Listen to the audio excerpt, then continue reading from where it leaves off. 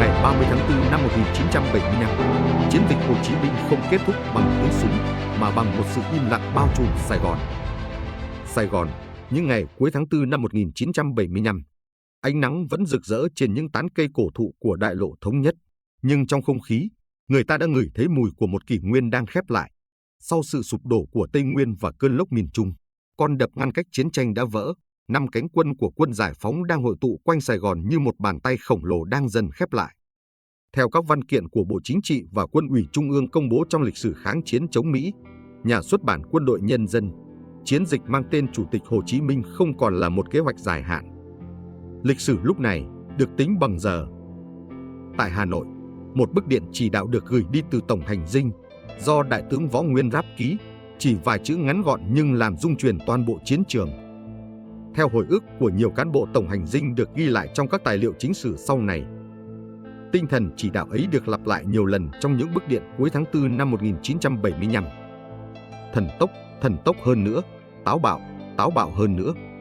Cùng thời điểm ấy, tại Sài Gòn, Tổng thống Nguyễn Văn Thiệu tuyên bố từ chức ngày 21 tháng 4 năm 1975, theo biên bản Quốc hội Việt Nam Cộng Hòa và các tài liệu được giải mật sau này, rồi rời đi, để lại một chính phủ dạn vỡ và những lời hứa đồng minh không còn hiệu lực.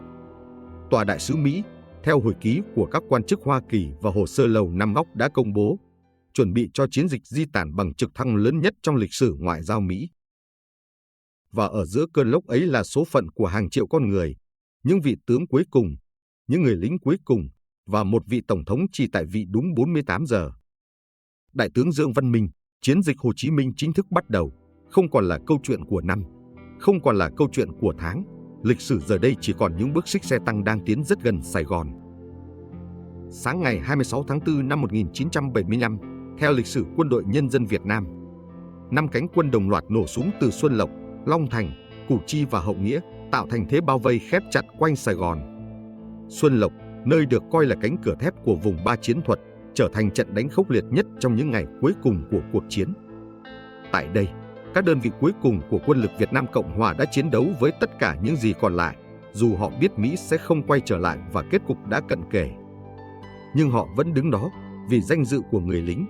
Theo hồi ký Đại tướng Văn Tiến Dũng, Xuân Lộc là tuyến phòng thủ cứng rắn nhất của toàn bộ chiến dịch Hồ Chí Minh, phải mất nhiều ngày đêm giao tranh ác liệt, cánh cửa ấy mới bị phá vỡ. Khi Xuân Lộc thất thủ, Sài Gòn không còn gì che chắn, và trong những giờ phút cuối cùng ấy, những người lính trẻ ở cả hai phía ngã xuống ngay trước ngưỡng cửa hòa bình, chỉ cách ngày thống nhất vài giờ đồng hồ.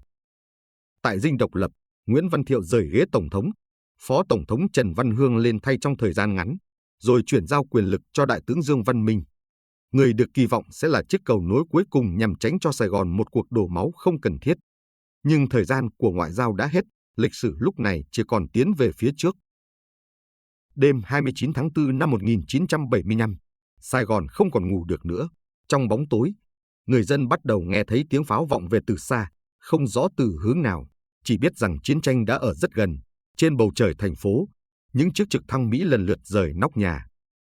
Theo hồi ký của các nhân chứng và tài liệu phía Hoa Kỳ, đó là những chuyến bay cuối cùng của một cuộc chiến đã không còn đường quay lại.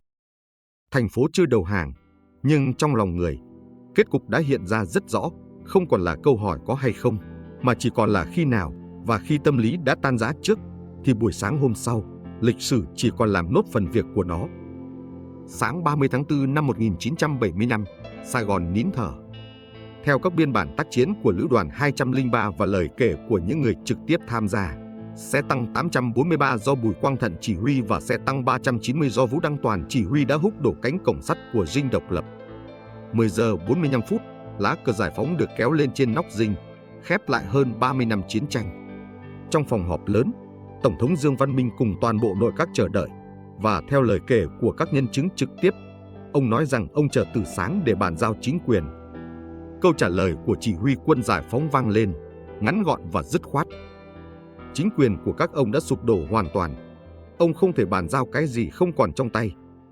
11 giờ 30 phút, Đài Phát thanh Sài Gòn phát đi lời tuyên bố đầu hàng không điều kiện của Tổng thống Dương Văn Minh, đúng như các tài liệu lưu trữ quốc gia đã ghi nhận. Tiếng súng bắt đầu tắt. Ở một góc khác của thành phố, một sĩ quan Việt Nam Cộng Hòa lặng lẽ gấp lại lá cờ đơn vị, tháo lon trên vai áo, không bắn phát súng cuối cùng. Bởi với ông, Cuộc chiến đã kết thúc và không cần thêm một viên đạn nào nữa. Nhưng phía sau khoảnh khắc chính trị ấy là những hình ảnh rất người, những người lính Việt Nam Cộng Hòa cởi bỏ quân phục, lặng lẽ hòa vào dòng người và những chiến sĩ quân giải phóng trẻ tuổi, ngơ ngác trước một thành phố vừa thuộc về mình. Họ nhìn nhau không qua khe ngắm của khẩu súng, mà qua ánh mắt của người Việt. Chiến tranh kết thúc không bằng một vụ nổ lớn, mà bằng một sự im lặng kỳ lạ bao trùm Sài Gòn. Chiều ngày 30 tháng 4 năm 1975, trong một con hẻm nhỏ, một người mẹ có hai người con ở hai đầu chiến tuyến đứng lặng trước bàn thờ, không biết nên khóc hay nên cười, vì một đứa sẽ trở về và một đứa đã nằm lại đâu đó giữa rừng sâu. Hòa bình không chỉ là vắng tiếng súng, hòa bình là khởi đầu của một cuộc chiến khác, cuộc chiến hàn gắn những vết thương trong lòng người. Hơn 3 triệu người Việt Nam ở cả hai phía đã ngã xuống, hàng triệu người khác mang theo những vết sẹo trên thân thể và trong tâm hồn. Trong di chúc của Chủ tịch Hồ Chí Minh năm 1969 có viết rằng Tổ quốc ta nhất định sẽ thống nhất, đồng bào Nam Bắc nhất định sẽ sum họp một nhà. Lời tiên đoán ấy đã thành sự thật, nhưng sự sum họp ấy không hề dễ dàng, nó cần thời gian và cần lòng bao dung. Hành trình của chúng ta từ Vịnh Bắc Bộ, qua Trường Sơn, qua Mậu Thân, qua Tây Nguyên và miền Trung tan vỡ, cuối cùng đã dừng lại trước cổng dinh độc lập. Chiến tranh Việt Nam là một chương bi tráng của lịch sử nhân loại, nơi người ta thấy ý chí con người, thấy sự tàn khốc của chiến tranh và trên hết là khát vọng hòa bình không bao giờ tắt. Lịch sử không phải để nuôi hận thù, mà để hiểu cái giá của bình yên. Những vị tướng, những người lính, những người mẹ ở cả hai phía, tất cả đều là máu thịt của dân tộc Việt Nam. Ngày 30 tháng 4 năm 1975 không chỉ là ngày thống nhất lãnh thổ. Đó là ngày một dân tộc bắt đầu học cách chữa lành. Cảm ơn bạn đã đồng hành cùng Tâm Linh Kỳ Mộc qua 14 tập phim lịch sử này. Hy vọng rằng qua lăng kính nhân văn và trung lập, chúng ta có thể nhìn lại quá khứ để trân trọng hiện tại. Chiến tranh đã qua, nhưng bài học về hòa hợp dân tộc vẫn còn đó, nguyên vẹn.